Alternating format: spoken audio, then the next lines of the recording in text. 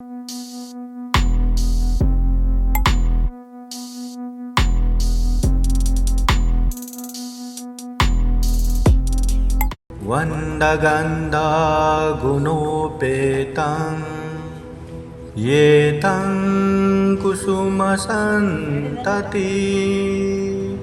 पूजयामि मुनिन्दस्स श्रीपादसरोरुहे।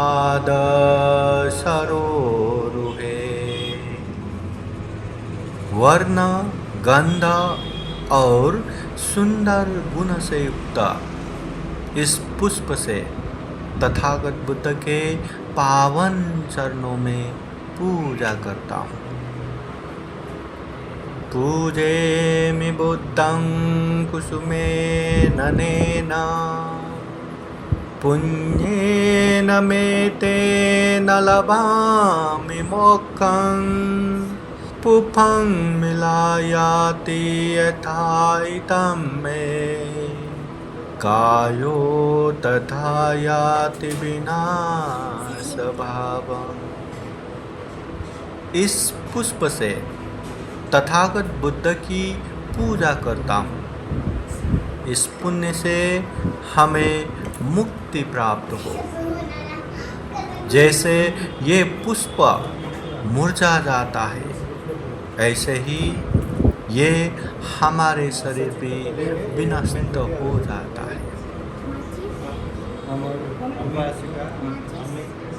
इति पिसो भगवारहं सम्मा सम्बुद्धो वेदाचरण सम्पन्नो सुगतो लोकविदो अनुत्तरो पुरुषधम्मसारथि सत्ता देवमनुष्याणां बुद्धो भगवति।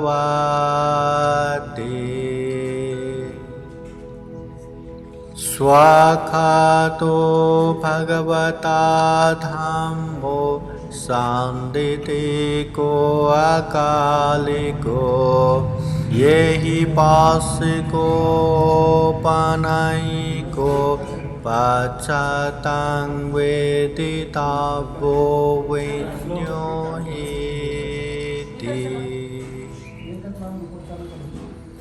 सुपतिपन्नो भगवतो सावकसङ्गो उजुपतिपन्नो भगवतो सावकसङ्गो न्यायपतिपन्नो भगवतो सावकसङ्गो सामीचिपतिपन्नो भगवतो सावकसङ्गो। यदिदं चत्वारि पुरुषयुगानि अथ पुरुषपुगला एष भगवतो सावकसङ्घो आहुनेयो पाहुनेयो दक्षिणेयो अञ्जलिकरणीयो अनुत्तरं पुण्यक्षेत्रं लोकसाति। साधु साधु साधु। बुद्धं नमामि, धम्मं नमामि, संघं नमामि।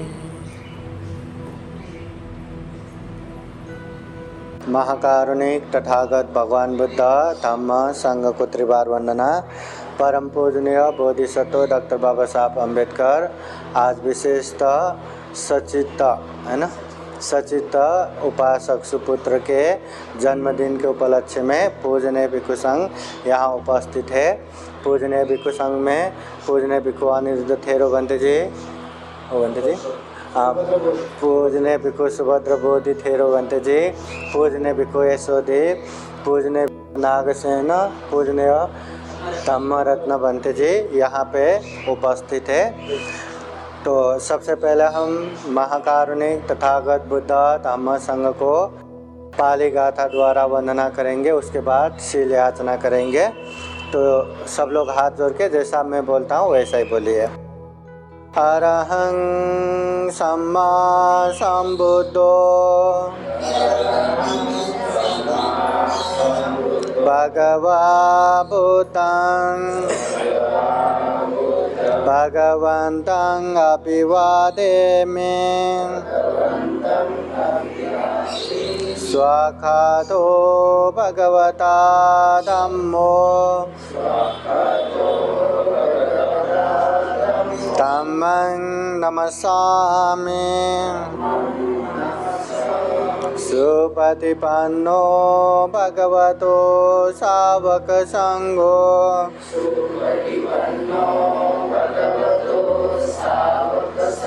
संघं नमामि। शील याचना। ओकाशवन्दामि बन्ते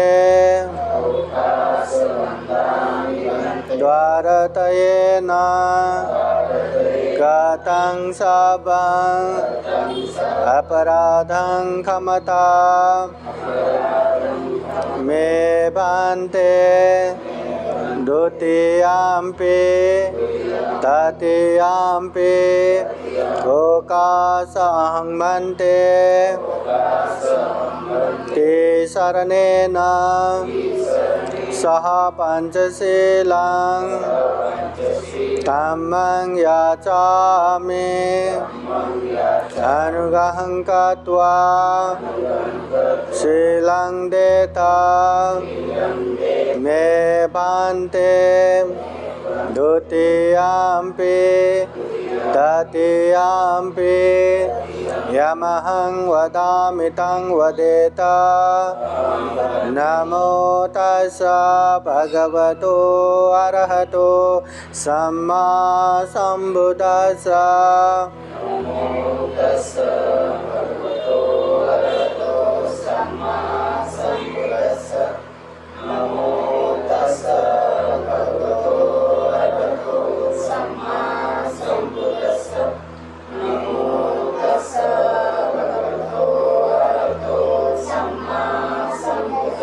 बुद्धं शरणं गच्छामि धम्मं शरणं गच्छामि संघं शरणं गच्छामि द्वितीयाम्पि भूतं शरणं गच्छामि द्वितीयाम्पि धम्मं शरणं गच्छामि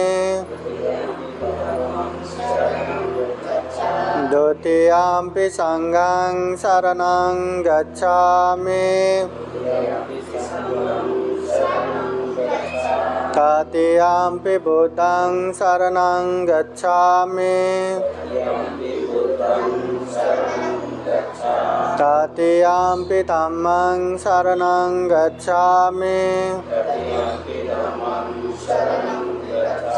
तृतीयाम्पि संघं शरणं गच्छामि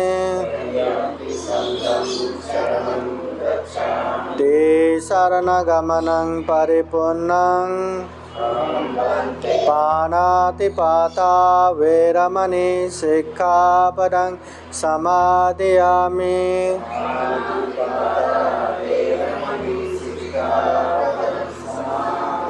आदिन्नदाना वेरमणि सिक्खापदं समादयामि।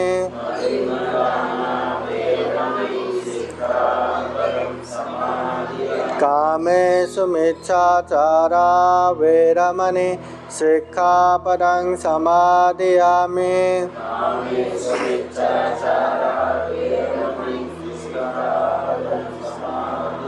मुसावादा वेरमणि सिक्खापदं समादयामि।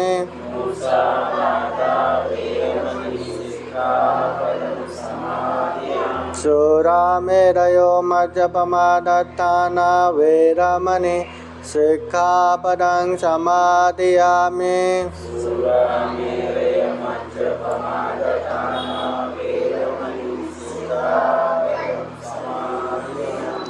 शरणेन सह पंचशीलं धम्मं साधुकं सुरक्षितं कृत्वा अपमादेन सम्पादेत साधु साधु साधु बुद्धं नमामि धम्मं नमामि संघं नमामि।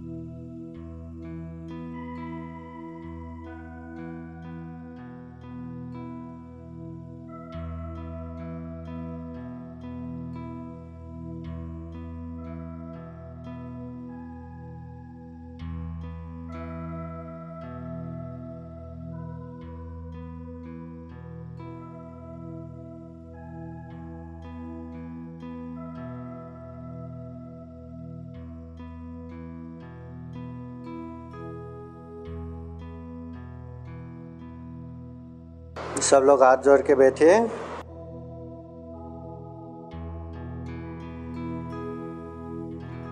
अभी अभी हमने पूजनीय भिक्षु संघ द्वारा पंचशील प्रार्थना किया। अभी पूजनीय भिक्षु संघ द्वारा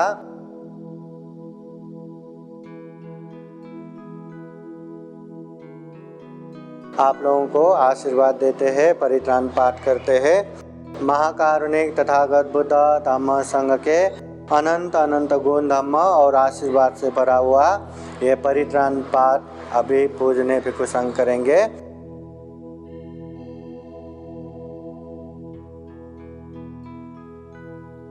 बुद्ध धम्म संघ के अनंत अनंत गुण धम्म और आशीर्वाद के अनुभव से विशेष रूप से जन्मदिन मनाते हुए सुपुत्र सचित उपासक को जीवन में बुद्ध का आशीर्वाद, धम्म का आशीर्वाद, संघ का आशीर्वाद हमेशा रहे। बुद्ध धम्म संघ के अनंत अनंत गुण धम्म और आशीर्वाद के अनुभव से जीवन में सुख रहे, शांति रहे, मंगल रहे, कल्याण रहे। जीवन में अच्छे से अच्छे पुण्य कार्य, धम्म कार्य कर सके। साथ ही साथ उनके पिता अमोल, माता, संपूर्ण परिवार, बंधु बांधव सबके जीवन में सुख रहे, कल्याण रहे। जीवन में ज़्यादा से ज़्यादा पुण्य धम्म करते हुए दुर्लभ, अमूल्य, सर्वश्रेष्ठ जीवन को सफल बना सके, सार्थक बना सके। अंत में जन्म जरा व्याधि मरण से मुक्त निर्वाण तक प्राप्त कर सके, ऐसी कामना करते हुए बुद्धवाणी पाली जो परित्राण पाठ है वो परित्राण पाठ करते हैं। श्रद्धापूर्वक, ध्यानपूर्वक परित्राण सुनने के लिए 3 बार साधु साधु बोलिए।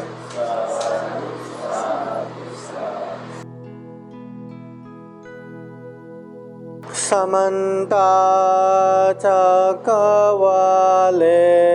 अत्र गच्छन्तु देवता सदमं मुनिराजः शृण्वन्तु सागमोक्खदं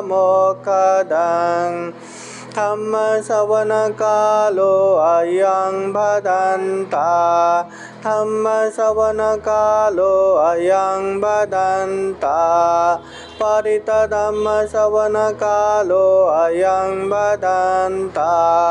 नमो तस्स भगवतो अरहतो सम्मा सम्बुद्दस्स।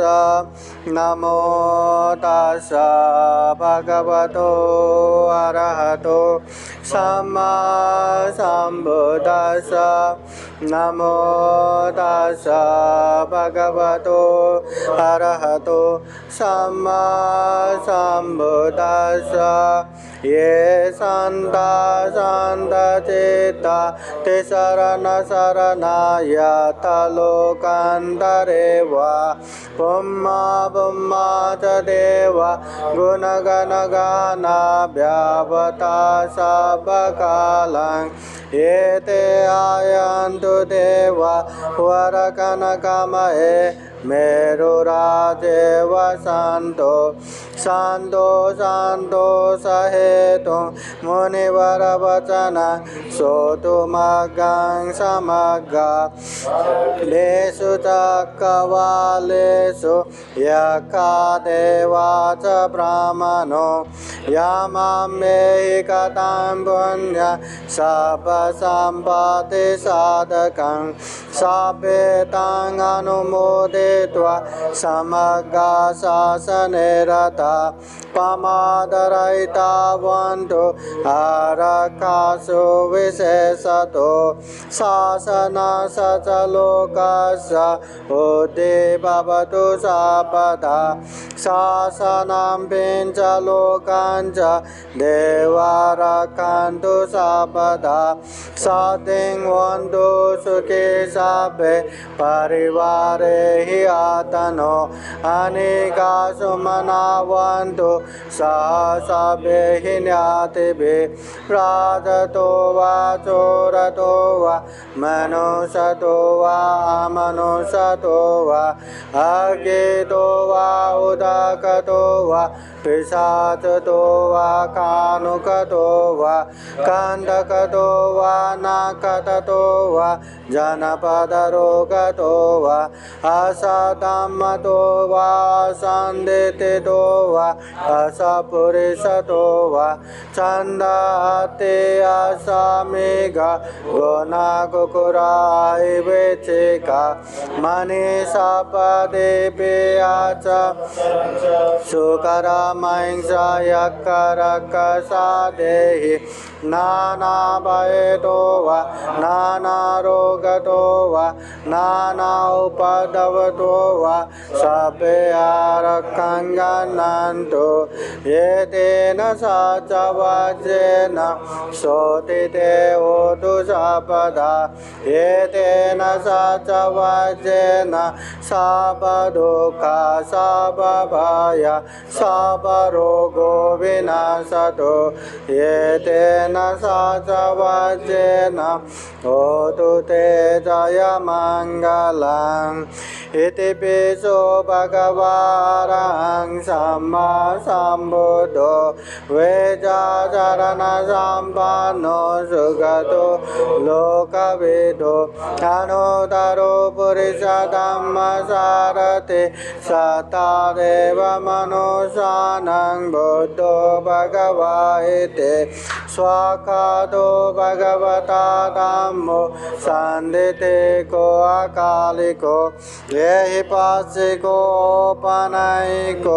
पाचतां वेदितापो वेन्यो हेते सुपतिपन्नो भगवतो सावकसङ्घो उजुपतिपन्नो भगवतो सावकसङ्घो न्यायपतिपन्नो भगवतो सावकसङ्घो सामेचिपतिपन्नो भगवतो सावकसङ्घो यदिदं चत्वारि पुरुषयुगानि जाता पुरुषपुगला ये स भगवतो सावकसङ्घो आहुनेयो पाहुनेयो दक्षिणेयो अञ्जलिकरणेयो अनुतरं पुण्यक्षेत्रं लोकसाते एतेन सचवचेन शोधिते होतु सर्वदा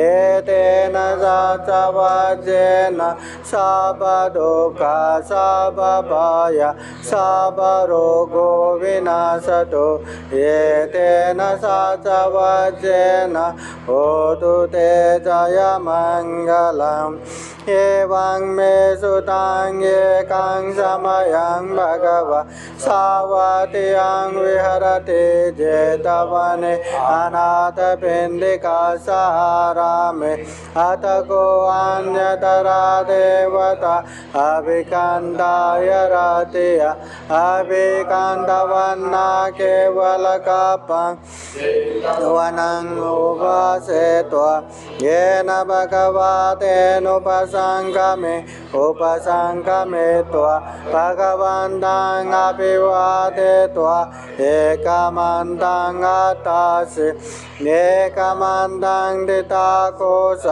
देवता भगवन्तं गताय च भासि बहुदेवा मनुषा च मङ्गलानि अचिन्तयम् आकाङ्क्षमानसोत्थान ब्रूहि मङ्गलमुत्तमम् असेवना च बालान पण्डितानां च सेवन पूजा च पूजनीयान एतं मङ्गलमुत्तमम् पतिरूपदेशवासो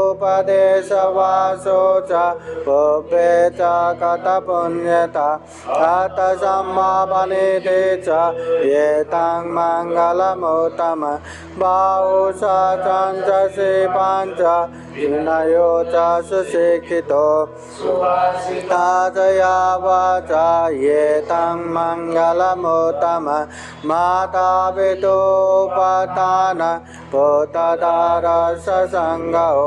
अनाकुला च कम्मन्ता एतं मङ्गलमुत्तमम् दानं च धम्मचर्या च न्यतकानं च सङ्गो अनवज्जानि कर्माणि एतं मङ्गलमुत्तमम् आरति विरति पापमज्जपान च संयमो अपमादो च धम्मेषु एतं मङ्गलमुत्तमम् गारवो च निवातो च शान्तोति च कथान्युता कालेन धम्मश्रवण एतं मङ्गलमुत्तमम् कान्ते च शोभच सदा समनानं च दर्शन कालेन धम्मसाक्षात् एतं मङ्गलमुत्तमम् तपो च ब्रह्मचर्यं च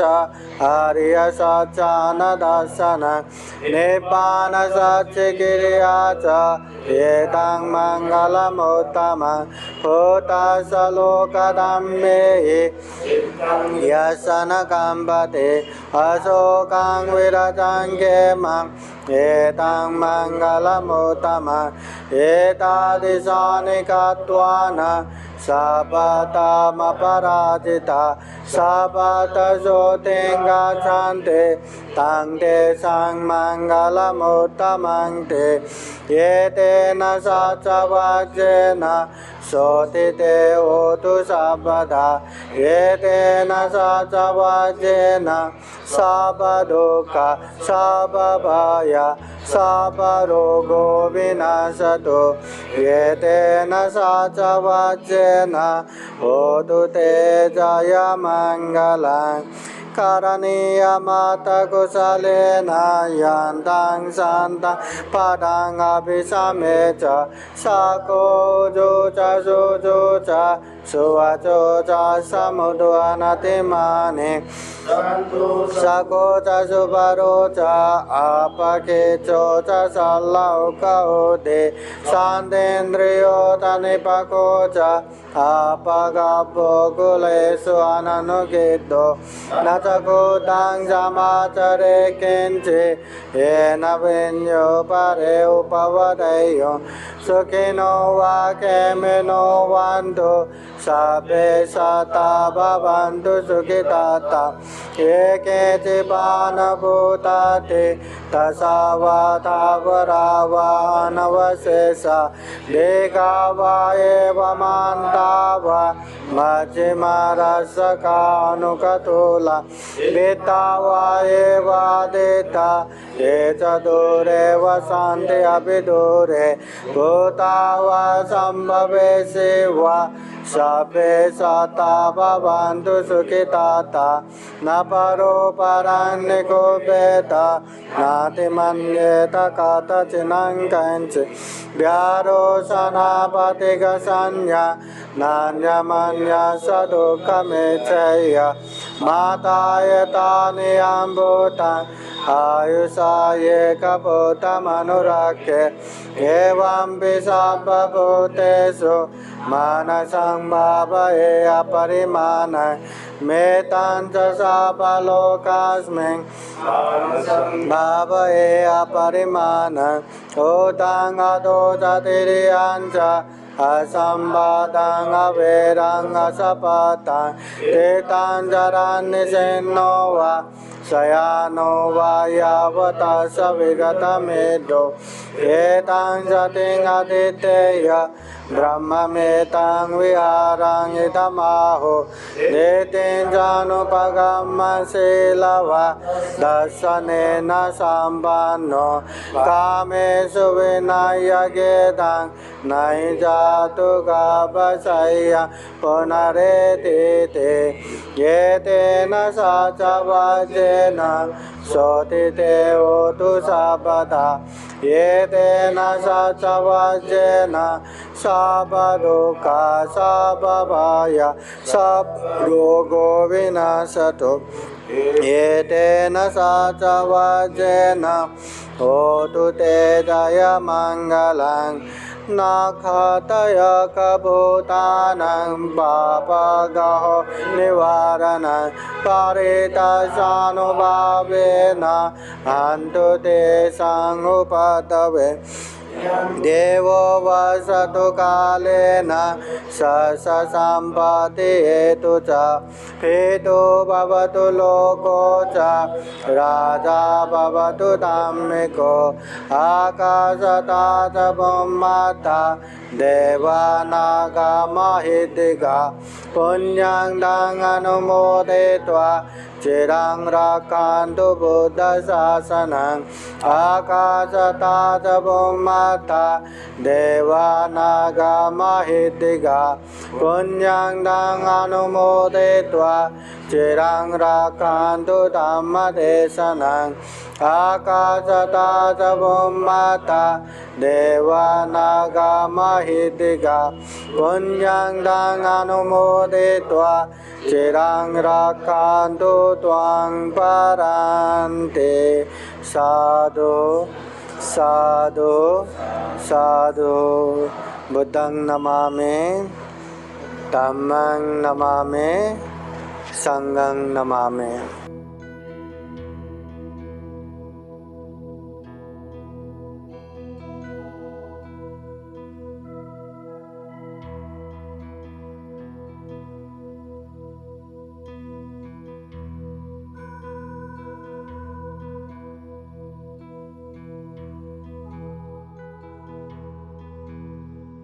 सब लोग जगह पे ही शांति से बैठिए।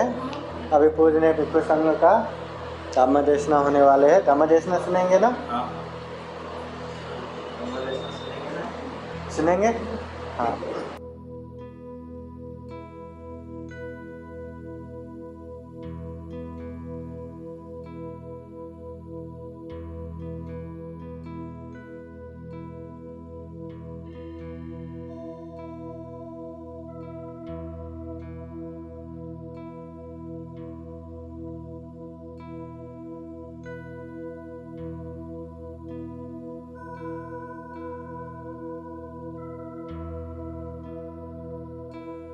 अभी पूजनीय भिक्षु अनिरुद्ध थेरो भंते जी धम्मदेशना देंगे। 3 बार साधु साधु के लिए अदे पानी में अलग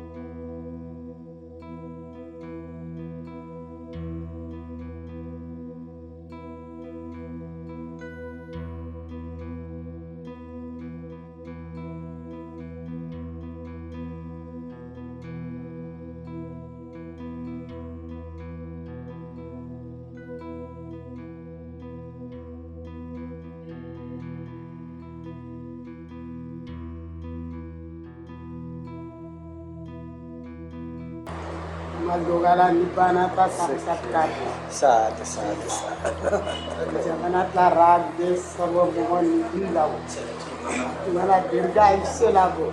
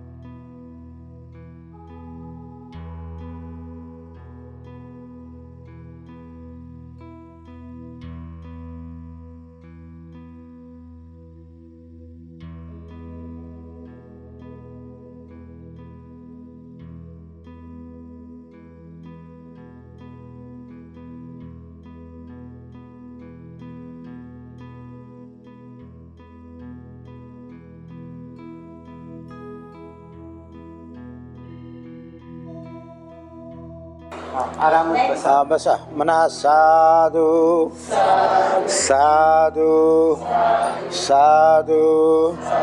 नमो तस्स भगवतो अरहतो सम्मा संबुद्धस्स. नमो तस्स भगवतो अरहतो सम्मा संबुद्धस्स. नमो तस्स भगवतो अरहतो सम्मा संबुद्धस्स. महाकारुणिक तथागत गौतम बुद्ध बोधिसत्व डॉक्टर बाबासाहेब आंबेडकर या ठिकाणी पूजनीय पवित्र भिक्खू संघ, या भिक्खू संघाला त्रिवार अभिवादन. या ठिकाणी जमलेले सर्व बौद्ध उपासक उपासिका, बालक आणि बालिका आहे. आज आपण या कार्यक्रमासाठी यासाठी उपस्थित झालात की या ठिकाणी सचित्र यांचा आपण हा वाढदिवस साजरा करत आहोत. आणि वाढदिवस साजरा करत असताना आपण या वाढदिवसासाठी आपण आलेला आहात निमंत्रणानुसार. तर आपण केवळ त्यांना बालकांना आशीर्वाद देण्यासाठी आलेला आहात. आपण पाहतो अशा बालकांना आशीर्वाद देण्यासाठी आपण आलेला आहात. भगवान बुद्ध असं म्हणतात की जसं चिखलाचा गोळा आहे आणि चिखलाचा गोळा जोपर्यंत नरम असतो त्याच्यावर त्याला आकार दिला जातो आणि आकार दिला जातो तर भगवान बुद्ध म्हणतात की त्याला कोणतीही वस्तू आपल्याला बनवायची ती तयार आपण करू शकतो. पण जसा चिखलाचा गोळा जेव्हा सुकतो, कडक होतो, त्याला आकार देता येत नाही. म्हणून आपण पाहतो या बालकाचं खूप वय चांगलं आहे, अशा प्रकारचं लवचिक आहे आणि ते बाळ अगदी कोमल आणि जसं वळवलं तसं ते वळलं जातं.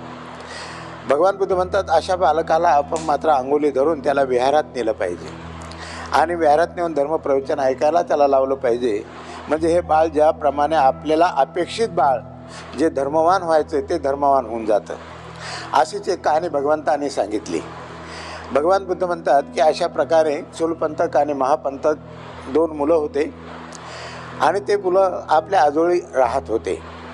त्यांचा आजा धर्मवान होता आणि धर्मवान असल्यामुळे तो आजोबा दररोज मात्र शास्त्राचं प्रवचन ऐकण्यासाठी त्या बालकाला आपल्या करंगोळी धरून आपलं घेऊन जात असे.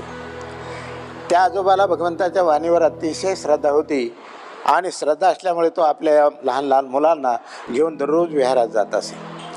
जाता जाता काय झालं की त्याच्यातला जो महापंथक होता, धर्म ऐकून ऐकून तो एवढा प्रभावित झाला आणि प्रभावित झाल्याच्या नंतर आजोबाला म्हणतो की आजोबा आजोबा मला सुद्धा प्रवचित व्हायचे. तेव्हा आजोबा मात्र धर्माच्या भगवान बुद्धाच्या वाणीवर अतिशय प्रभावित होता. त्याने लगेच म्हटलं की बाळा तुझं प्रवचित जगामध्ये सर्वात श्रेष्ठ ठरव, मी तुला परवानगी देत आहे. लगेच त्याने केलं की अशा प्रकारे महापंथक मोठा मुलगा होता 7 वर्षाचा, त्याला घेऊन गेले आणि घेऊन गेल्याच्या नंतर भगवंताला सांगितलं की भगवान हा माझ्या मुलीचा मुलगा आहे आणि तो आमच्याच इथे राहत आहे आणि राहत असल्यामुळे याला मात्र अशा प्रकारे दररोज आपण प्रवचन ऐकायला तो येत होता. तो एवढा प्रभावित झाला बनतेजी की आज तो मला मात्र म्हणतो की मला प्रवचित व्हायचं आहे.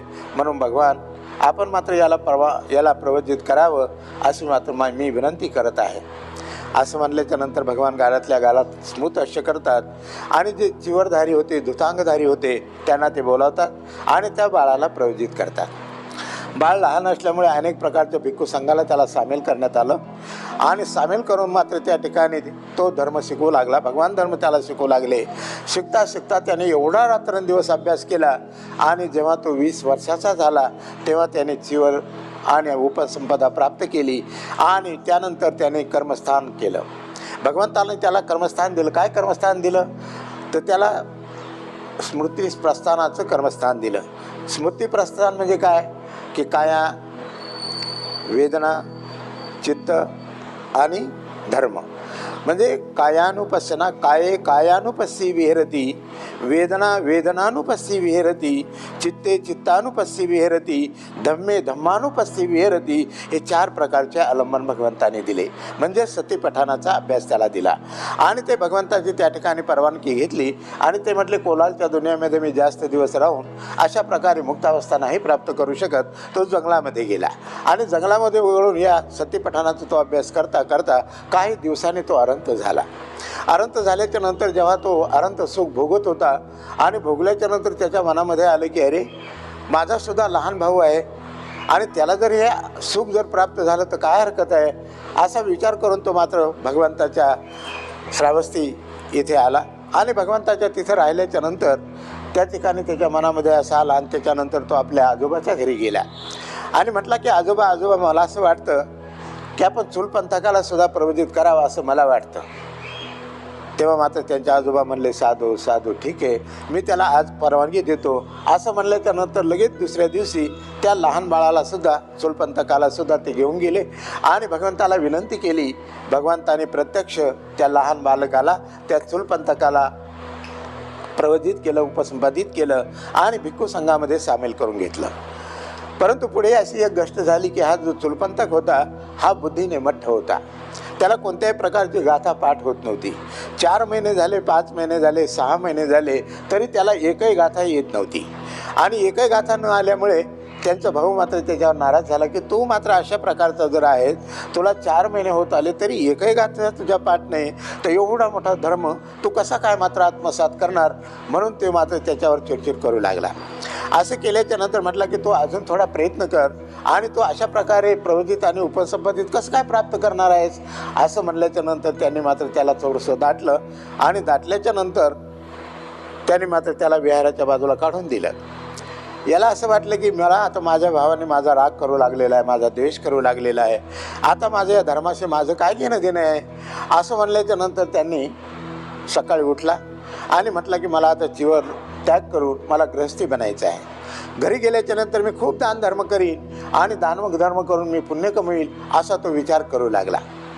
विचार करता करता सकाळी उठला आणि आपल्या गावाला जायला निघाला, कारण तो आता ग्रस्त बनणार आहे. असं म्हणल्याच्या नंतर भगवाने दुसऱ्याच्या चित्तामध्ये काय चालू होतं हे त्यांना कळायचं, परज्ञान प्राप्त होतं. परचित्त ज्ञान त्यांना प्राप्त होतं. त्यांनी ओळखलं की या ठिकाणी चूलपंथक जो आहे तो बाहेर निघालेला आहे आणि तो ग्रस्त बनण्यासाठी निघालेला आहे.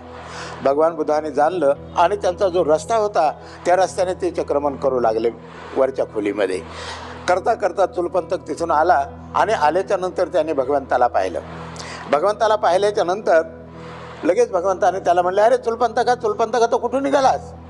असं म्हणल्याच्या नंतर चूलपंथक म्हणतो भगवान मला माझ्या भावाने मात्र विहारातून काढून दिलं, आता मात्र माझ्या धर्माचं काय प्रयोजन, म्हणून मी मात्र गृहत्याग करी आपलं चिवर त्याग करून गृहस्थ बनायला चाललो. भगवान बुद्ध म्हणतात नाही नाही, तुला मात्र अशा प्रकारे तुझ्या भावाने जरी तुला काढून दिलं असलं तर तुला प्रवजा कोण दिली. तो म्हणतोय बनतेजी आपण दिली. मग जर मी तुला प्रवजा दिली तर तुझ्या भावाने तुला काढून दिलं तर माझ्याकडे का आला नाही. असं म्हणल्याच्या नंतर ते म्हणले नाही आलो बनते. म्हणून आता ते म्हटले की तुला आता घरगृहस्थीचं काही घेणं देणं नाही, तू माझ्याबरोबर चाल. असं म्हणल्याच्या नंतर त्याने त्या बालकाला घेतलं, चूलपंथकाला घेतलं आणि आपल्या गंधकुटीजवळ नेऊन बसवलं.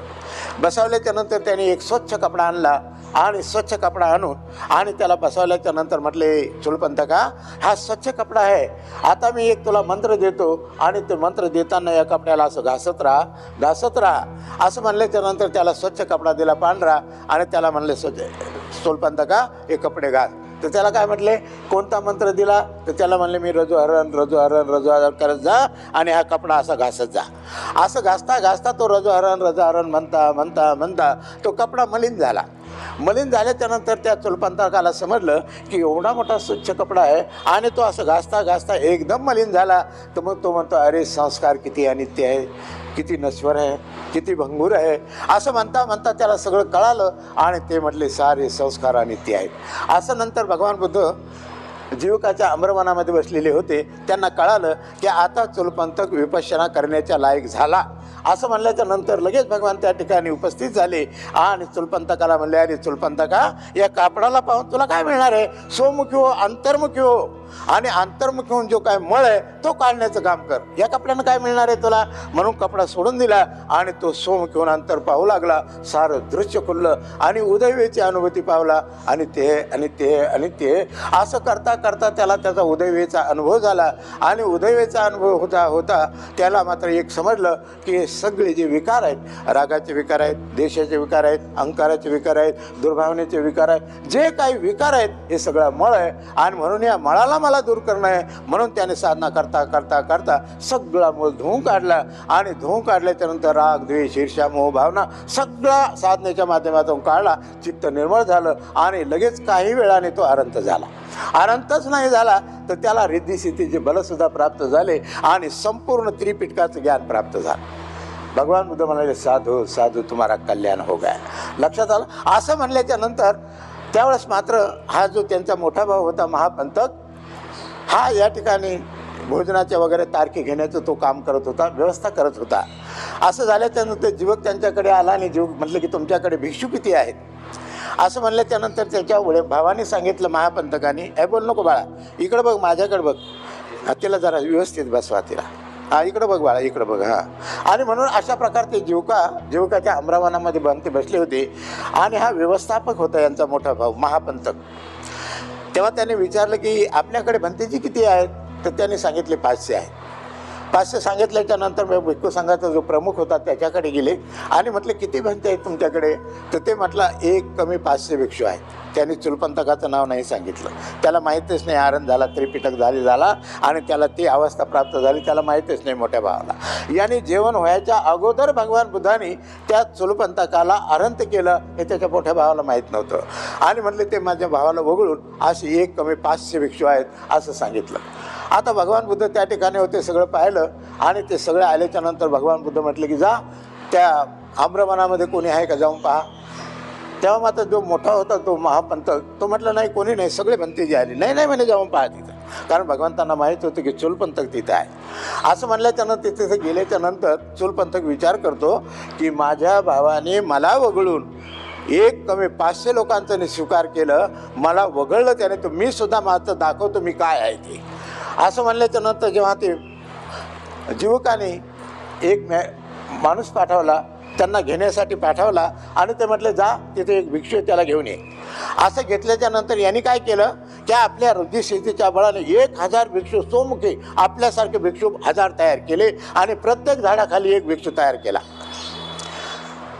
तो दुसरा गेला, तो म्हणले भिक्षू तुम्हाला सांगितलं की एकच भिक्षू या ठिकाणी आहे आणि हे पाहतो तो प्रत्येक झाडाखाली भिक्षू, चुलपंथकासारखे भिक्षू सगळे उभे आहेत, मी कोणत्या याला हात धरून कोणत्या याला नेऊन टाकू. असं म्हणल्याच्या नंतर मात्र तो वापस गेला आणि गेल्याच्या नंतर भगवंताला समजलं की यांनी आपल्या रुद्धिसिद्धीच्या बळाने महापंथकाला अशा प्रकारे दाखवलेलं आहे की मी सुद्धा काही कमी नाही. लक्षात आलं? आणि म्हणून भगवंताला समजल्याच्या नंतर भगवान म्हणले दुबारा जा आणि ज्या ठिकाणी ते 1000 भिक्षू असतील तर असा आवाज दे, हे चुलपंथका. असं म्हटल्याच्या नंतर ज्याचा पहिला आवाज येईल हो असं म्हटला त्याचं मनगट धर म्हणे. त्याचं मनगट धरलं की बाय सगळे नाही नफत होतील, गुप्त होतील. असं म्हणल्याच्या नंतर आवाज दिला त्याने, म्हटलं की हे चुलपंथका, महापंथक. असं महापंथकाने सांगितल्याच्या नंतर ते चुलपंथकाने 1000 भिक्षू झाडाखाली उभे केले होते. तेव्हा असं म्हणल्याच्या नंतर चुलपंथका असा आवाज दिला आणि त्याने पहिला प्रथम आवाज झाल्याच्या नंतर मनगट धरलं. बाकीचे सगळे भिक्षू जे आहे ते गायब झाले. त्याला आणलं आणि आणल्याच्या नंतर भोजनाच्या अगोदर मग भगवंताने सांगितलं की जीवक जा त्या महापंथकाचं पात्र घे आणि पात्र घेऊन त्याला इथे घेऊन ये. लगेच मला त्यांनी पात्र घेतलं आणि लगेच भोजनाच्या तिथं आणलं. भोजन तयार झालं आणि भोजन सर्वांना वाढण्यात आलं आणि भोजन सगळं संपल्याच्या नंतर भगवंताने सांगितलं, आम्ही सगळे निघालो, आता तू मात्र याचं काय कर, दानाचं अनुमोदन कर. तेव्हा त्यांनी सगळा त्रिपिटकाचा मेळ जमून त्यांनी मात्र त्या ठिकाणी दानाचं अनुमोदन केलं आणि मग म्हणाले की सगळे साधू साधू साधू. तेव्हा सगळे भिक्षू त्यांचं भगवंताचं म्हणाले की भगवान काय पुण्यवान आहेत की ज्याला एक गाथासुद्धा बरोबर येत नव्हती आणि ती गाथा त्यांनी म्हणली. एवढंच नाही तर सगळ्या त्रिपिटकाचा सार समून सगळं आमच्या दानाचं अनुमोदन केलं. अरे भगवान किती महान आहेत, किती उच्च आहेत. म्हणून अशा प्रकारे लहान मुलांना आपल्या बोटाला धरून विहारात नेलं पाहिजे. लहानपणापासून जसं त्याला वळण लावलं, जसं चोला पंथक आणि महापंथक त्याच्या काय म्हणतात त्याला आबजोबाने आपल्या उंगलीला धरून दररोज त्यांना विहार दाखवलं. विहारात दाखवून भगवंताचं प्रवचन त्यांना ऐकवलं तर त्यांना ऐकता ऐकता ते एवढे प्रभावी झाले की त्यांच्या जीवनाचं सोनं झालं. म्हणून आपण सुद्धा आपल्या मुलाला अशाच प्रकारे लहानपणापासून वळण लावलं पाहिजे की जेणेकरून ते ररसा सोडून दुसरीकडे नाही गेले पाहिजे, भटकले नाही पाहिजे. जो मनुष्य विहारात जातो आणि धर्माचा पुरेपूर फायदा घेतो, धर्म ऐकतो, असे मुलं कधी वाया जात नाहीत. म्हणून ते कुठेही बाद जात नाही. जसं का दारू पिणं झालं, त्याच्यानंतर सट्टाबाजी झालं, फिरणं झालं, इकडं तिकडं सिनेमा पाहणं झालं, याच्यातून हे मुलं वाचतात. आणि अशा प्रकारे लहानपणापासून वळण जर दिलं तर ते अनंत अवस्था प्राप्त करतात, आपल्या जीवनाचं सोनं बनवतात. म्हणून मी एवढंच बोलतो की या ठिकाणी हे बालक लहान आहे म्हणून याला अशी सवय लावा जे की चुलपंथक आणि महापंथक यांनी आपल्या जीवनाचं जे सोनं बनवलं अशाच प्रकारे या बालकाचं सोनं बनावं. यासाठी याला विहारात दररोज घेऊन जात जा आणि याला साधनेचा अभ्यास करायला लावत जा. एवढंच बोलून या ठिकाणी थांबतो. आपण माझं प्रवचन ऐकून घेतलं त्याबद्दल जेवढं आपलं कौतुक करावं तेवढंच आहे. म्हणून मला सर्वांनी साधू साधू साधू. सर्वांचं मंगल हो, सर्वांचं कल्याण हो, सर्वांना आयुष्यवर्ण सुख आणि बलाची प्राप्ती हो, खूप मंगल हो, खूप कल्याण हो. साधू साधू साधू.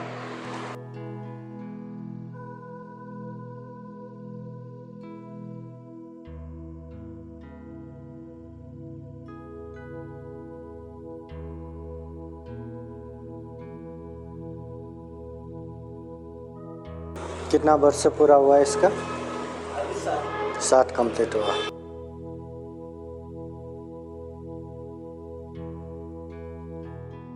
सब लोग हाथ जोड़ के बैठिए.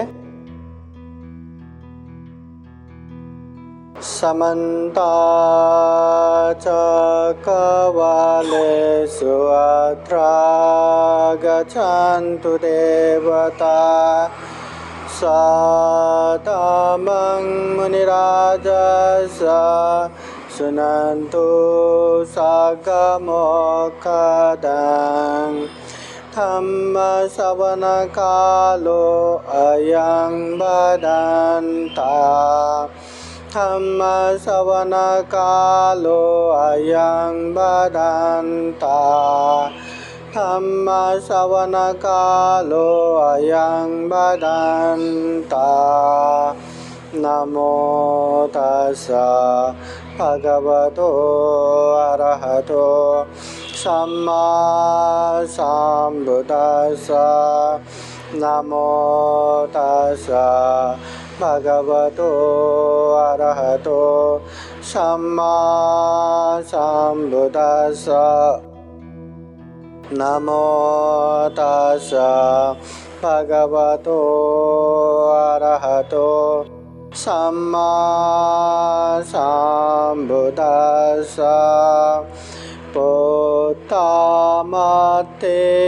धनमते इति बालो विहन्यते अथा हि आत्मनो नाते कुतो पुत्ता कुतो धनं.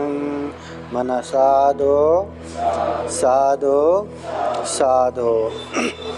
महाकारुणिक तथागत भगवान बुद्ध को त्रिबार वंदना. महाकारुणिक तथागत बुद्ध द्वारा देशित सुआख्यात धम्म को त्रिबार वंदना. महाकारुणिक तथागत बुद्ध के आर्य श्रावक संघ को त्रिवार वंदना। परम पूजनीय बोधिसत्व डॉक्टर बाबा साहब अम्बेडकर आज विशेषतः सुपुत्र सचित उपासक के जन्मदिन के उपलक्ष्य में पूजनीय उपस्थित भिक्षु संघ में पूजनीय भिक्षु अनिरुद्ध थेरो, पूजनीय भिक्षु सुभद्र बोधि थेरो बंटी जी, पूजनीय भिक्षु धमानंद और जो जा चुके हैं पूजनीय भिक्षु यशोदीप नागसेन भंते प्रमुख यहाँ उपस्थित संपूर्ण श्रद्धा संपन्न बुद्धि संपन्न उपासक उपासिकाएं, आज विशेषतः जन्मदिन के उपलक्ष्य में छोटे जो सुपुत्र है अमूल के सुपुत्र सचित का जन्म दिवस है, वाह दिवस है। सर्वप्रथम बुद्ध धम्म संघ के अनंत अनंत गुण धम्म और आशीर्वाद के अनुभव से सचित के जीवन में हमेशा सुख रहे, शांति रहे, मंगल रहे, कल्याण रहे, जीवन में अच्छे से अच्छे पुण्य धम्म करते करते ये दुर्लभ जीवन, ये अमूल्य जीवन, ये सर्वश्रेष्ठ जीवन सफल बना सके, सार्थक बना सके, ऐसे कामना करते हैं, आशीर्वाद देते हैं और जन्मदिन का खूब खूब अभिनंदन प्रकट करते हैं। एक फूल दीजिए, माला माला इधर आ बेटा।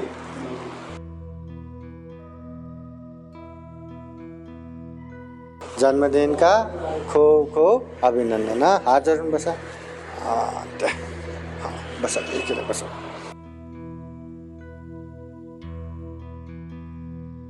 अभी जन्मदिन के उपलक्ष्य में पूजनीय भिक्षु संघ बुला के हमने संघ भोजन दान दिया। उसके बाद बुद्ध धम्म संघ के शरण में जाके 5 शील हमेशा पालन करेंगे करके पंचशील प्रार्थना किया और उसके बाद बुद्ध धम्म संघ के अनंत अनंत गुण धम्म और आशीर्वाद से भरा हुआ परित्राण पाठ सूत्र पाठ पूजनीय भिक्षु संघ द्वारा श्रवण किया, बुद्ध धम्म संघ का आशीर्वाद ग्रहण किया। और उसके बाद अभी हम धम्म देशना सुन रहे हैं। अभी पूजनीय भिक्षु अनिरुद्ध थेरो बंते जी ने बहुत अच्छा कहानी द्वारा धम्म देशना दिया। अभी धम्म देशना सुनने का समय है। जब हमने ये परित्राण पाठ किया तो आज मंगल दिन है करके हमने ये मंगल सूत्र पाठ भी किया। तो मंगल सूत्र में इस तरह भी आता है कालेन धम्म श्रवणं ये तंग मंगलम उत्तमं, समय समय पर धम्म देशना सुनना ये मंगल है। कालेन धम्म साकच्छा ये तंग मंगलम उत्तमं, समय समय पर धम्म की चर्चा करना भी मंगल है। ये तथागत बुद्ध जो मंगल कहते हैं ना, जो हम सामान्य इंसान लोग मंगल समझते हैं उससे अलग है। हमारे लिए मंगल क्या, हैप्पी बर्थडे हुआ तो वो मंगल है, कोई अच्छा त्यौहार आया तो मंगल है, अच्छा खाने को मिला तो मंगल है, अच्छा पहनने को मिला तो मंगल है, अच्छा देखने को मिला तो मंगल है, अच्छा सुनने को मिला तो मंगल है। वो जो हम मंगल कहते हैं वो क्षणिक आनंद देता है, क्षणिक प्रसन्नता देता है, क्षणिक सुख देता है। मगर महाकारुणिक तथागत बुद्ध जिन मंगल का उपदेश देते हैं ना, वो मंगल कैसा है, मंगल जितने भी पाप का रास्ता है उसे काटने वाला, मंगल जितने भी दुर्गति जाने वाला रास्ता है ना उसे छेदन कर देने वाला, मंगल ये जीवन भी सुख शांतमय बना के आने वाले जीवन को भी सुख शांतमय बनाने वाले, सुगति का मार्ग खोलने वाले, ऐसे मंगल का उपदेश तथागत बुद्ध उपदेश देते हैं। तो धम्म देशना सुनना मंगल है कि नहीं? धम्म देशना सुनना मंगल है कि नहीं? धम्म देशना सुनने से कभी न सुना हुआ नया नया अच्छा अच्छा धम्म देशना सुनने को मिलेगा। पहले सुना भी हुआ हो तो बार बार सुनने से और याद आ जाएगा और पाठ हो जाएगा। कभी कभी ये करूं या वो करूं, जन्मदिन में सिर्फ केक ही काटूं या बनते लोगों को बुलाऊं या एक बारी करूं या शाम को भी करूं या ये करूं या वो करूं या बिहार में जाके वहीं दान दे के आऊं या क्या करूं होता है ना। तो ये करने से अच्छा होगा, वो करने से अच्छा होगा, जो शंका उपशंका होता है ना, बार बार धम्म देशना सुनने से एकदम क्लियर होता है, स्पष्ट होता है कि धम्म यही है, ऐसा ही करना है। शंका उपशंका निवारण हो जाता है। और बार बार धम्म देशना सुनने से मन की जो मिथ्या दृष्टि है ना, वो भी खत्म हो जाता है। हम तो इंसान है ना, ऐसे इंसान है जो हमने किया वो राइट है, वो अच्छा है, बाकी लोगों ने किया अच्छा भी किया हो तो वो क्या अच्छा है क्या, प्रश्न चिन्ह। मगर हम बुरा भी करें तो वही अच्छा है। वो अच्छा कहने के लिए, अच्छा प्रूव करने के लिए, प्रमाणित करने के लिए न जाने कितना कितना हम उदाहरण देंगे, तर्क देंगे, लॉजिक देंगे, या न जाने कितना हम झूठ बोलेंगे। जो हम करते वही अच्छा। तो बार बार धम्म देशना सुनने से मैं क्या कर रहा हूँ, मैं अच्छा कर रहा हूँ या बुरा कर रहा हूँ, वो क्लियर समझ में आता है। मुझे अच्छा करना है, मुझे बुरा नहीं करना है, मैं अच्छे पे जा रहा हूँ या मैं बुरे पे जा रहा हूँ, हाँ, वो स्पष्ट होता है। मिथ्या दृष्टि निवारण हो जाता है, मिथ्या दृष्टि हट जाता है। हाँ, और हम जो जैसा कर रहे, हाँ, कोई माँ होगा, कोई बहू होगा, कोई बेटी होगा, कोई पिता होगा, कोई दादा होगा, कोई बेटा होगा, या जो जैसा है वो अवस्था में जो हम करते हैं ना वही अच्छा हम बोलते हैं। मगर बार बार धम्म देशना सुनने से खुद ने भी किया हो गलत तो गलत है, बुरा तो बुरा है, अच्छा तो अच्छा है, वो क्लियरली स्पष्ट समझ में आता है। अगर इतना भी समझ में आया ना, देखना जीवन में ये जो ऐसे जता की तरह ऐसे वो क्या गांठ गांठ वो होता रहता है ना, सुलझता नहीं, वो आराम से सुलझ जाता है। जीवन बहुत आसान होता है। और सबसे महत्वपूर्ण बात, धम्म देशना सुनने से चित्त मस पसिदति, अच्छे जगह पे श्रद्धा उत्पन्न होता है, अच्छे जगह पे विश्वास उत्पन्न होता है, मन प्रसन्न होता है। अभी मन प्रसन्न होना ही कितना मुश्किल है। हमेशा कभी ये टेंशन, कभी वो टेंशन, इतना टेंशन, इतना टेंशन। हम तो इंसान है ना, टेंशन ना रहा तो टेंशन ना होने का टेंशन लेते हैं। टेंशन कभी खाली नहीं होता, उससे मन का प्रसन्नता एक ड्रामा नाटक जैसा, हाँ, सबके सामने हुआ है तो ऐसे, बाकी समय में ऐसे। एक फोटो लेना है स्माइल, फिर ऐसे। कितना टेंशन, जिसके पास है का टेंशन, जिसके पास नहीं है का टेंशन। हर जगह पे, हर चीज़ पे, चाहे जैसे अवस्था हो, टेंशन से भरा हुआ है। तो ये धम्म देशना अच्छे से सुनने से हमें प्रसन्नता आता है। अभी हम मन के एंजॉय के लिए, मन के एंटरटेन के लिए हम अनेक तरह मूवी देखते हैं, क्या गाना सुनते हैं, कहाँ घूमते हैं, न जाने क्या काम गुण में लगता है, काम वासना में लगता है, पंचकाम में भूल जाते, न जाने क्या क्या कर जाते हैं। मगर तथागत बुद्ध कहते हैं सब रसो तम रसं जिनाति। ऐसे सभी रस में तम रस सबसे बड़ा है। एक बार धम्म का रस जिसे मिला, उसे बाकी कोई भी एंजॉय, कोई भी एंटरटेनमेंट फीका ही लगेगा। अभी उसके लिए ज़्यादा मायने नहीं रखेगा। नहीं तो क्या हम सिद्धार्थ को पागल बोलेंगे क्या? इतना राजकुमार हो के, भविष्य के चक्रवर्ती राजा बन के, उनको जब दरबार में रह रहे थे क्या कमी थी? हाँ, ऐसे गर्मी होता है तो गर्मी समय में रहने के लिए अलग महल, ठंडी समय में रहने के लिए अलग महल, बरसात समय में रहने के लिए अलग महल, और जितना भी फैसिलिटी चाहिए सब सुविधाएं वहाँ पे। फिर भी वो सारा का सारा छोड़ के संन्यास बन के दुख मुक्ति का मार्ग उन्होंने खोज निकाला, 4 आर्य सत्य बोध किया, बुद्ध बने, सम्यक संबुद्ध बने। इसलिए हमें भी वास्तव में इतना दुर्लभ जीवन मिला है, तो ये दुर्लभ जीवन को अच्छे से सफल और सार्थक बनाने के लिए अच्छे बुरे का पहचान होना जरूरी है। हम अच्छा किया तो अच्छा किया, बुरा किया तो बुरा किया, अपने आप को मूल्यांकन करना सीखना चाहिए। उसके लिए धम्म देशना भी बार बार सुनते रहना चाहिए। ये धम्म देशना सुनने से ही इतना फायदा होता है, इसलिए भगवान बुद्ध ने इसको मंगल कहा है। इसलिए बार बार जब भी मौका मिले धम्म देशना सुनते रहना चाहिए। हाँ, अभी सबसे महत्वपूर्ण बात, सचित जिसका हैप्पी बर्थडे है उसका 7वां वर्ष कंप्लीट हो गया। अभी 7वां वर्ष कंप्लीट हो गया तो आंख बंद कर करके फिर याद करता हूँ महाकारुणिक तथागत बुद्ध के जो सुपुत्र है राहुल कुमार। वो राहुल कुमार भी 7 वर्ष के उम्र में ही प्रज्ञा ग्रहण किया था।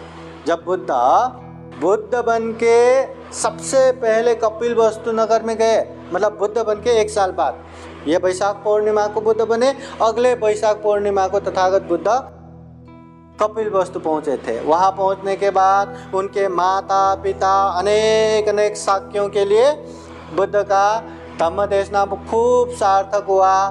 बहुत लोगों ने ज्ञान प्राप्त भी किया। बुद्ध कपिल वस्तु पहुँच के 3 दिन हुआ था, तब नंद उनके भाई मतलब प्रजापति गौतम के सुपुत्र नंद कुमार का शादी था जनपद कल्याणी के साथ।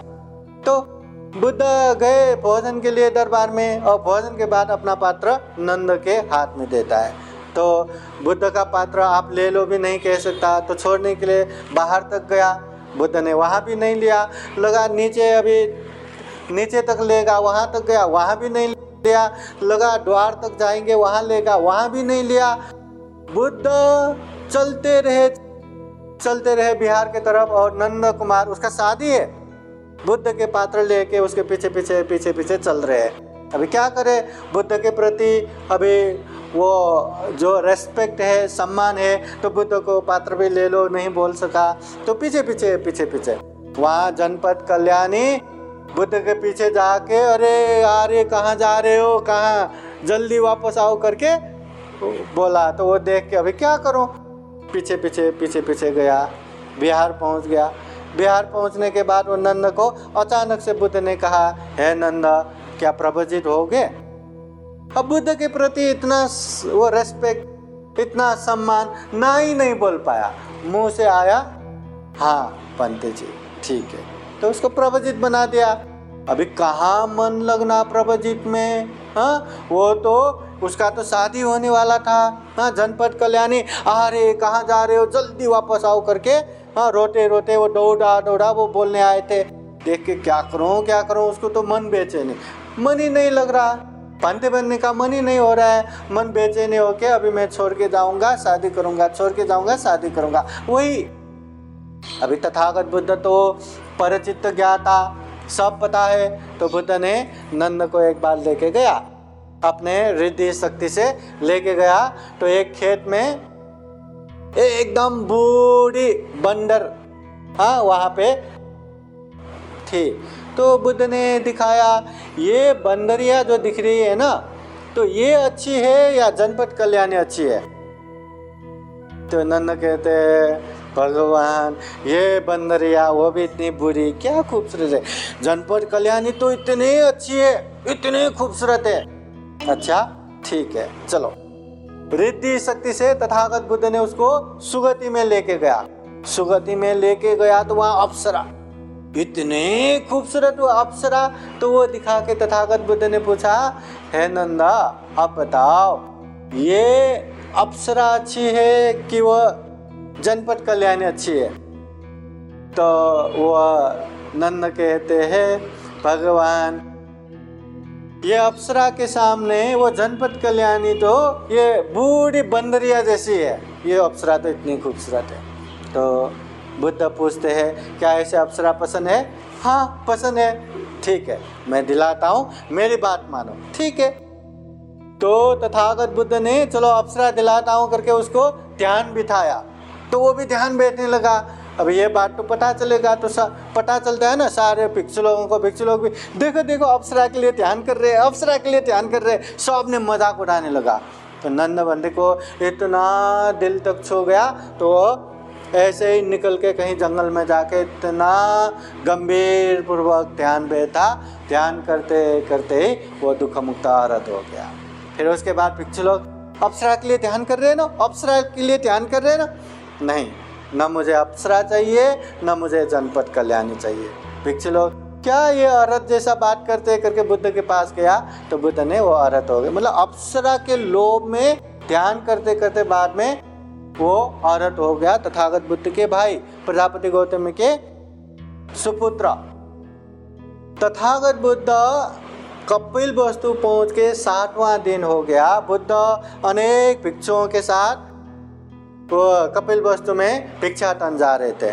उस समय दरबार के ऐसे बाहर खिड़की से देख के वो 60 साल का अपना राहुल कुमार पुत्र को लेके बताते दिखाते, हे पुत्र राहुल, ये जो हजारों भिक्षुओं के सामने ज्वलमान होके जो सामने सामने आ रहा है ना, जैसे ताराओं के बीच में चंद्रमा चमकता है ना, वैसे ही हजारों भिक्षुओं के सामने ज्वलमान होके उदयमान होके जो सामने सामने आ रहे, वो तथागत बुद्ध है, तुम्हारे पिता है।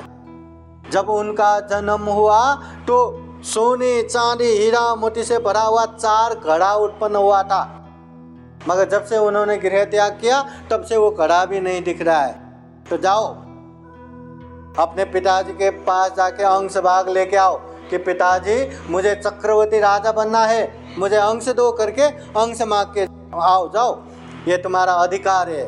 ठीक है, तो वो गया तथागत बुद्ध के पास जाके जैसे ही बैठते हैं इतना आराम शीतल लगता है, तो कहते हैं आपके ये छत्र छाया कितना शीतल है।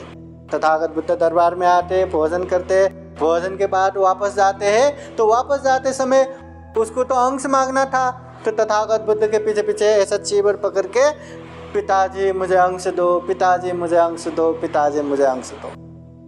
तथागत बुद्ध चलते रहे वो पीछे पीछे, जैसे बच्चे 7 साल का है ना, एक चाहिए तो चाहिए चाहिए चाहिए चाहिए करके बोलते हैं ना, वैसे मुझे अंश दो, मुझे अंश दो, मुझे अंश दो। तथागत बुद्ध बिहार में आ गए, बिहार तक वो पीछे पीछे आए। तो तथागत बुद्ध ने अपने पुत्र को देख के, मेरे पुत्र को ये जाल जंजाल में फंसने वाले धन संपत्ति का क्या काम, मैंने जो संबोधि ज्ञान प्राप्त किया या मैंने जो दुर्लभ धन प्राप्त किया वही मैं अंश भाग अपने पुत्र को दूंगा। तो अपने अग्र श्रावक सारिपुत्र मौढ़ कल्याण को कह के 60 साल के राहुल कुमार को प्रवज्ञा दीक्षा दिया, बंदे बना दिया, और बंदे बना के ये सप्तरत्न आर्य धन का अंश भाग दिया, मतलब दुनिया में सबसे बड़ा धन। तो तथागत बुद्ध ये सप्तरत्न धन क्या कहते, सद्दा धनं शील धनं हीरियोतप्यं धनं सुत धनं च चागो में पन्यावे सतमं धनं। श्रद्धा धन, शील धन, हीरी अर्थात लज्जा धन, ओतप्य अर्थात भय धन, श्रुत या बहुश्रुत धन, त्याग धन, प्रज्ञा धन, ये 7 धन सप्तरत्न धन का अंश भाग देके उनको प्रवचित किया। बाद में राहुल कुमार बड़ा होके भिक्षु भी बन गया। अच्छे से विनय पालन करने में सबसे उच्च मतलब अग्रस्थान ये राहुल कुमार। तो अच्छे से विनय, अच्छे से शील पालन करके बाद में वो दुख मुक्त औरत भी हो गया ये राहुल कुमार, तथागत बुद्ध के सुपुत्र, जो 60 साल की उम्र में ही प्रवचित हुआ था, बंदे बना था। वैसे ही बुद्ध शासन में और एक नाम बहुत आता है उपासिकाओं में। महाउपासिका कौन कौन? भगवान बुद्ध के समय में महाउपासिका विशाखा, जिन्होंने 9 करोड़ का अपना गहना महालता प्रसादन बेच के या उसके पैसे से बिहार बना के, बिहार में भव्य दिव्य बिहार निर्माण करके बुद्ध प्रमुख भिक्षु संघ को दान दिया। उन समय में 27 करोड़ दान खर्चा करके बिहार दान दिया था और जीवन भर दान पुण्य करता रहा। ये विशाखा उपासिका भी मात्र 60 साल के उम्र में अपने पिताजी के वहाँ भगवान बुद्ध आए, भगवान बुद्ध का उपदेश सुन के धर्म चक्षु प्राप्त किया था, दुख मुक्ति का पहला मार्ग फल श्रोतापति फल प्राप्त किया था 60 साल की उम्र में विशाखा ने। बाद में उसकी शादी हो गया तो अबौद्ध कुल में न बुद्ध को मानते थे, न भिक्षुओं को मानते थे, न किसी को दान ही देते थे। ऐसे जगह पे शादी होने के बाद भी अपने शील, अपने गुण, अपने प्रताप से पूरा सबको बौद्धमय बनाया। उनके ससुर मृगार सेठ को बुद्ध का उपदेश सुना के ज्ञान प्राप्त करवाया। वो ससुर भी विशाखा के पैर पर के कि मुझे जन्म देने वाला माता एक और तो अच्छे धम्म में दीक्षा देने वाला माता तुम, आज से तुम मेरे माँ समान हो करके कहा था। इसलिए विशाखा को मृगार माता भी कहते हैं। हाँ, तो ये विशाखा भी सिर्फ और सिर्फ 7 साल की उम्र में ही श्रोतापति फल प्राप्त किया था। वैसा ही एक पंडित श्रामणेर का भी आता है। श्रावस्ती नगर में बहुत ही धनाढ्य सेठ के एकलौते पुत्र, जो 7 साल की उम्र में उनके घर में सारे पुत्र बनते भिक्षा के लिए, भोजन के लिए आए, तो उनको देख के छोटे से बालक पंते को देख देख के इतना मतलब आकर्षित हो गया कि पिताजी मैं भी पंते बनना चाहता हूँ। 7 साल के बच्चे, और श्रद्धावान उपासक है तो बनना चाहते हो, सही में बनना चाहते हो, बनो। 7 साल के उम्र में प्रवजित बना। 7 दिन प्रवजित होके 7 दिन होने के बाद सारे पुत्र बनते के साथ घूमते घूमते उन्होंने अनेक दृश्य देखा। जैसे खेतों में काम करने वाला किसान न बड़े बड़े नदी से नहर बना के ये पानी जहाँ जहाँ चाहिए वहाँ लेके जा रहा था। तो वो छोटे से पंडित बनते सारिपुत्र बनते से पूछते हैं, ये पानी को खुद को तो कुछ भी पता नहीं रहता, कहाँ जाना कहाँ नहीं जाना, ये तो अचेतन है। ऐसे पानी को भी इंसान जहाँ मर्जी वहाँ लेके जा सकता है क्या?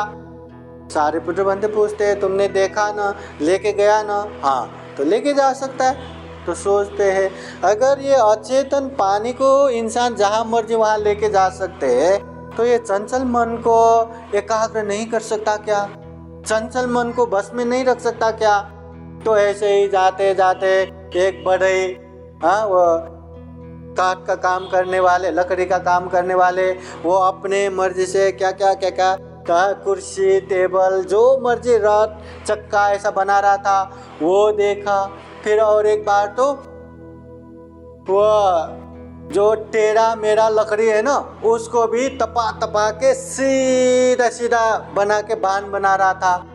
हाँ, तो ये देख के अगर टेढ़ा मेढ़ा लकड़ी को धनुष बाण बनाने वाले सीधा बना के अपने मर्जी से बाण बना सकते हैं, ये ऐसे गोल मोल लकड़ी को काट के एक बढ़ई अपने मर्जी से क्या डिजाइन का ये काठ का कुर्सी हो, टेबल हो, रथ हो, ऐसे बना सकते हैं। एक खेत में काम करने वाला इंसान नदी, बड़े बड़े नदी से जहाँ मर्जी वहाँ पानी लेके जा सकते हैं।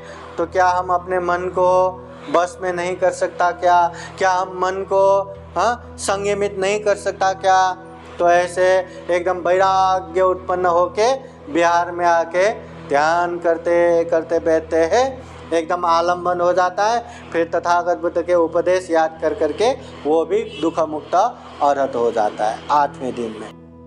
मतलब 7 साल की उम्र में प्रवजित होता है और दुख मुक्त भी होता है ये पंडित श्रामणेर। इसलिए बौद्ध जगत में ये 7 साल ये भी महत्वपूर्ण रूप में आता है। अगर कोई कुलपुत्र उपासक को प्रवजित होना है तो वो 7 साल होना चाहिए, कम से कम 7 साल से ऊपर कितना भी हो वो बन सकता है, मगर 7 साल से नीचे वाले को पंते नहीं बनाते। हाँ, तो ये हमारा बौद्ध विनय है। तो आज विशेष तो जन्मदिन भी है। जन्मदिन के समय में हमेशा एक चीज ये भी याद रखना है, तथागत बुद्ध ने जब 4 आर्य सत्य ज्ञान प्राप्त किया, पहला आर्य सत्य ही दुख आर्य सत्य। दुख आर्य सत्य में तथागत बुद्ध ने अनेक दुख के विषय में बताया। जाति भी दुखा, जरा भी दुखा, व्याधि भी दुखो, मरणम भी दुखं, यम भी इच्छं न लभते तम भी दुखं पियेहि। अप्यहि संपयोगो दुखो अप्यहि विपयोगो दुखो यम्पि छंग नलवती तम्पि दुखं। जन्म होना दुख, बुढ़ापा आना दुख, बीमार पड़ना दुख, मृत्यु होना दुख, प्रिय से बिछोड़ होना दुख, अप्रिय से संयोग होना दुख, जो इच्छा करते हैं वो पूरा न होना दुख।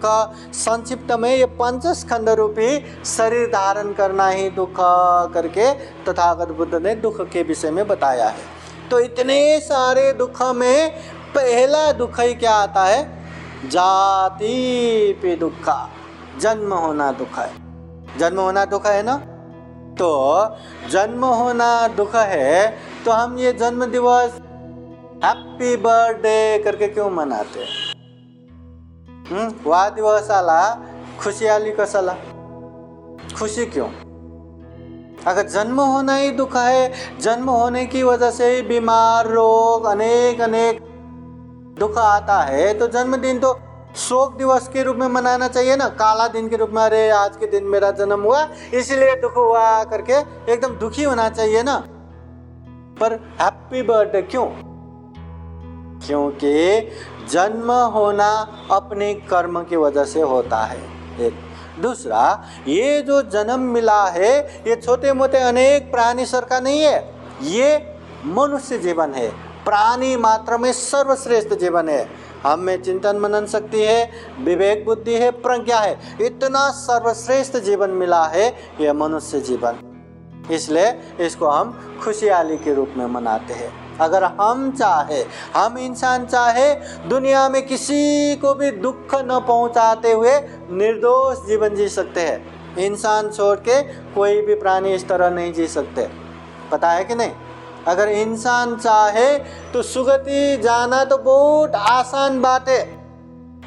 वो सुगति लोग, ब्रह्म लोग, वहाँ से भी बढ़कर अगर हम चाहे तो दुख मुक्त मार्ग फल में पहुँच सकते हैं। श्रोतापति, सकितागामी, अनागामी, अरहत, ऐसे मार्ग फल में या दुख मुक्त इंसान छोड़ के बाकी कोई भी पशु पंछी जीव जंतु नहीं हो सकता, देवलोक में जाके भी नहीं हो सकता। इसलिए इतना दुर्लभ जीवन मिला है, इसलिए हम इसको याद करके खुशी के रूप में मनाते हैं। तो जो कोई भी जब कभी भी ये जन्मदिन मनाते हैं तो ये भी याद रखना है कि आज तक हमने कैसे जिया, अच्छा करके जिया या बुरा करके जिया। जितना अच्छा करेंगे उतना अच्छा परिणाम आएगा, जितना ज़्यादा बुरा करेंगे उतना ज़्यादा दुख आएगा। इसलिए अच्छा किया तो याद करना अच्छा कर रहे और अच्छा करते जाना है, बुरा किया तो याद करना बुरा कर रहे अभी इसको बंद करना है। हाँ, ये भी हमेशा याद करना है। इसलिए आज विशेषतः श्रद्धावान उपासिका के सुपुत्र अमोल उपासक के सुपुत्र सचिता, उनका जन्मदिन है। जन्मदिन के उपलक्ष्य में पूजनीय भिक्षु संघ को घर में आमंत्रण करते हुए हमने विविध कार्यक्रम किया, संघ भोजन दान दिया, बुद्ध धम्म संघ के शरण में जाके शील याचना किया, बुद्ध धम्म संघ के अनंत गुण धम्म और आशीर्वाद से भरा हुआ परित्राण पाठ सुना, फिर धम्म देशना सुना। ये सब जितना भी हम कर रहे हैं ये पुण्य है, ये धम्म है। इस पुण्य धम्म के अनुभाव से फिर एक बार प्रार्थना करते हैं, आशीर्वाद देते हैं। विशेष जन्मदिन मनाते हुए सचिता उपासक को जीवन में बुद्ध का आशीर्वाद, धम्म का आशीर्वाद, संघ का आशीर्वाद रहे। साथ ही साथ उनके माता पिता, नाना नानी, दादा दादी, जितने भी बंधु बांधव, परिवार, जितने भी उपासक उपासिका, सबके जीवन में बुद्ध का आशीर्वाद रहे, धम्म का आशीर्वाद रहे, संघ का आशीर्वाद रहे।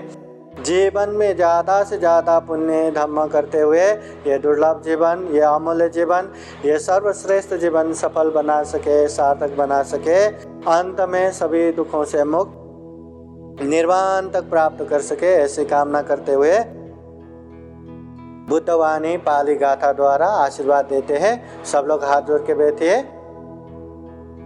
सवेतयो विवाचन्तु सब्बरोगो विनाशतो माते भवतु अन्तरायो सुखे दीर्घायुको भव भवतु सर्वमङ्गलं रक्षन्तु सर्वदेवता सर्वबुद्धानुभावेन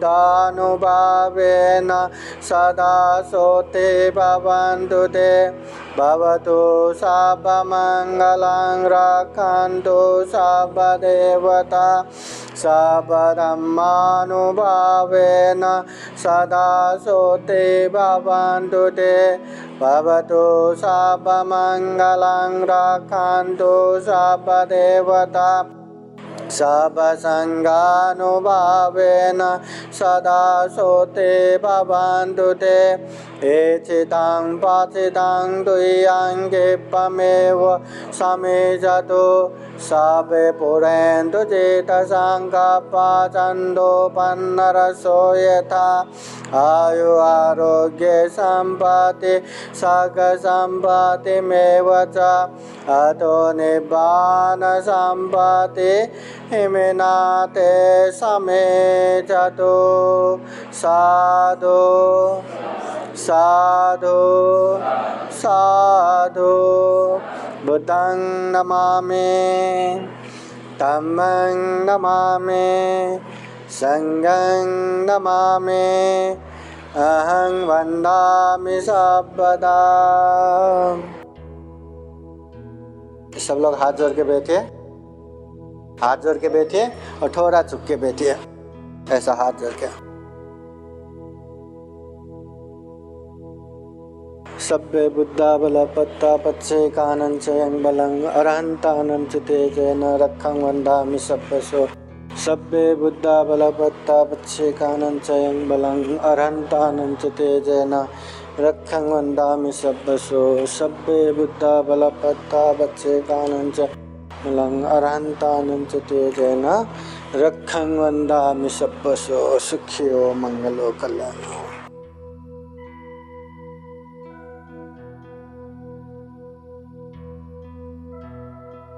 पूजेमि बुद्धं कुसुमेन ननेन पुण्येन मे तेन लभामि मोक्षं पुफं मिलायाति यथाहितं मे कायो तथा याति विनाशभावम्।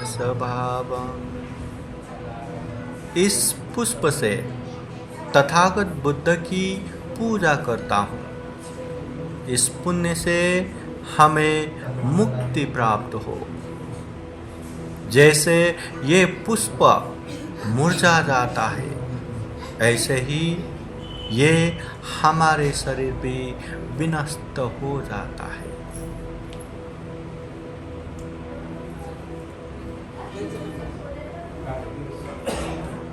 सभीतियो विवजन्तु सर्वरोगो विनाशतु माते भवतु अन्तरायो सुखी दीर्घायुको भव।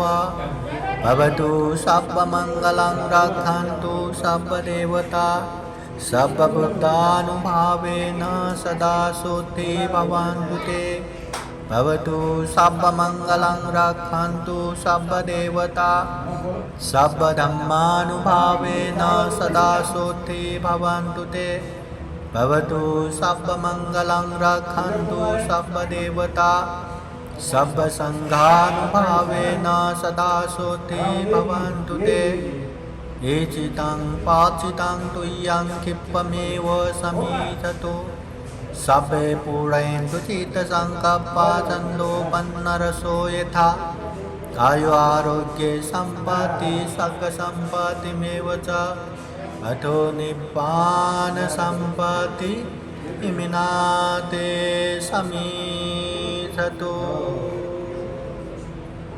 साधु साधु साधु। सब आपदाएं दूर हो जाएं, सब रोग नष्ट हो जाए, आपके लिए किसी प्रकार का कोई विघ्न न हो, आप सुखी रहे एवं दीर्घायु रहे, आपके सब प्रकार के मंगल हो, सभी लोग आपके रक्षा करे, बुद्ध के प्रताप से आपके कल्याण हो, सब प्रकार से आपका मंगल हो, सभी लोग आपकी रक्षा करे, धम्म के प्रताप से सदा कल्याण हो, सब प्रकार से आपका मंगल हो, सभी लोग आपकी रक्षा करे, संघ के प्रताप से आपकी सदा कल्याण हो, आपके इच्छित और पठित संपूर्ण वस्तु आपको शीघ्र मिले, आपके चित्त के सभी अच्छे संकल्प पूर्णिमा के चंद्र समान पूर्ण हो, आपको हमेशा आयु आरोग्य संपत्ति मिले, सुगति संपत्ति मिले और निर्वाण संपत्ति प्राप्त हो।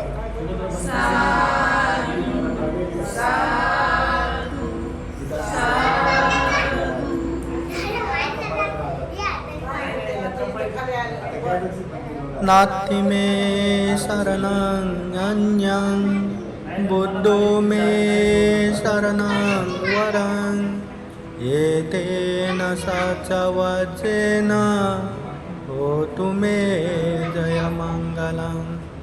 नास्ति मे शरणं अन्यं धम्मो मे शरणं वरं एतेन सचवचेन होतु मे जयमङ्गलं। नास्ति मे शरणं अन्यं संघो मे शरणं वरं एतेन सचवचेन होतु मे जयमङ्गलं। साधु साधु साधु। बुद्धं नमामि, बुद्ध को नमन करता हूँ। धम्मं नमामि, धम्म को नमन करता हूँ। संघं नमामि, संघ को नमन करता हूँ।